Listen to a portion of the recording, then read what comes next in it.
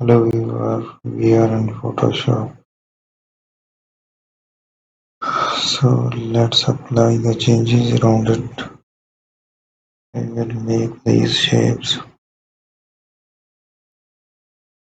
Keep making the designs. Let's collect the options. Thank you for watching my video. So use the paint around it.